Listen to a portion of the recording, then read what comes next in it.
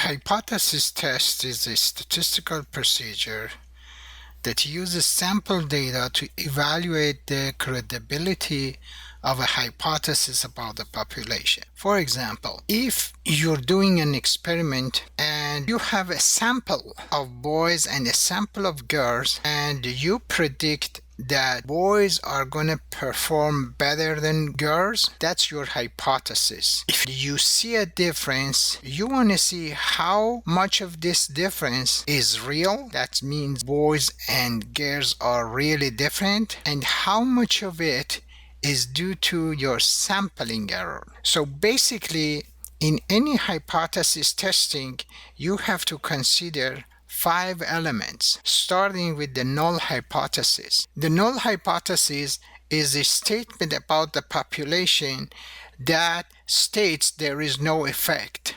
And the reason we have to have a null hypothesis is because the credibility of your hypothesis, your research hypothesis, is measured by knowing the probability of no effect. The second thing that you need to consider is the sample statistic. The sample statistic is simply whatever statistic or data or number that you collect from your sample.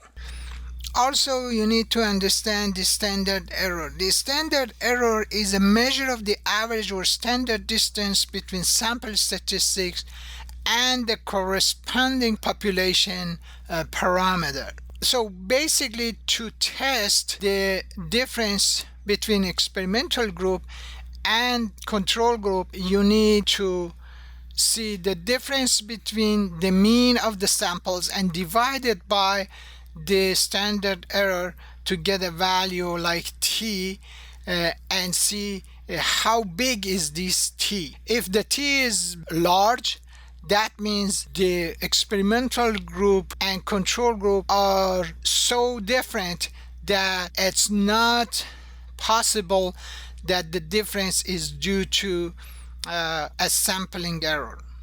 But if the t is small, then you may conclude that probably any difference between the experimental group and control group is just due to sampling error. The other thing that you need to consider in hypothesis testing is the alpha level. The alpha level is the maximum probability that the research results are obtained simply by chance. So when you say, for example, my alpha level is 0.05, means that the test demands that there is less than 5% probability that the results are caused only by chance. So if you check your difference, the t-value of the difference between the two groups, and you see the probability of getting such a huge t is less than 5%, it means that your treatment is actually effective.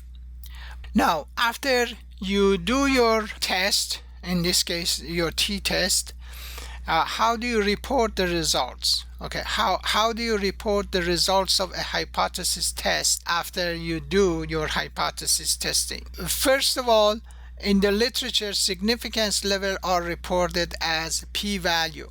For example, you read a research paper and which shows the difference between two treatments and the p-value is less than 0.05. That simply means that there is less than 5% probability that the result is caused by chance. Now, whenever we do a hypothesis testing, there might be an error in our conclusion, or we may have an incorrect conclusion. And there are two types of errors that we may make.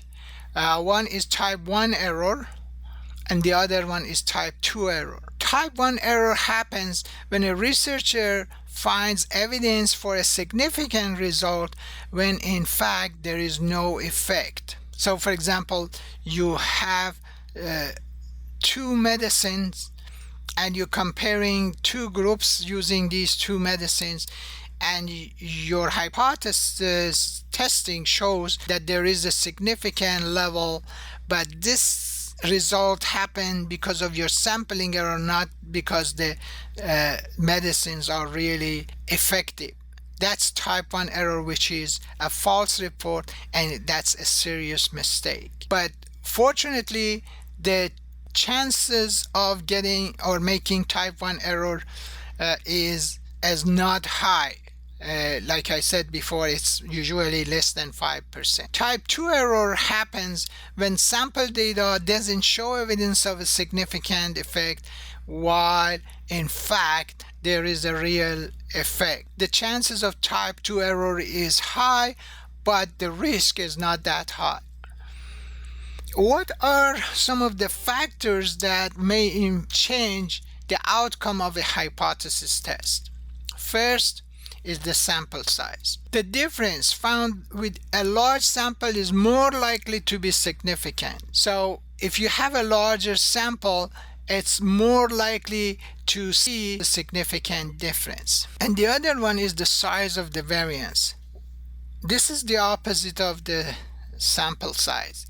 So if the variance of your sample is small, it's easier to find a significant difference between the two treatments. So if the participants in your experimental and control group are similar in terms of their performance, you have a better chance of seeing a significant difference when you apply your treatment. Now we go to the effect size. So the effect size is used after you do your hypothesis testing. So for example, you have two groups and you do a t-test, and the t-test shows a significant difference. Now somebody is going to ask you, okay, the difference is significant, but how big was the difference? In order to answer this question, you have to calculate the effect size. And there are two ways to calculate the effect size. One is the Cohen's d, which is equal to the sample mean difference divided by sample standard deviation. If this number is like less than 0.5, it's considered a small effect. If it's about 0.5, it's considered a medium effect, and if it's larger than 0.8, that's considered a large effect. Like I said, there are two ways to calculate the effect size. One is the Cohen's d, and the other one is calculate based on the percentage of variance, or R squared. And the way it's calculated, you square the value of t in t-test and divide it by degrees of freedom plus t squared, and you get, so the larger this value, the larger is the effectiveness of your treatment.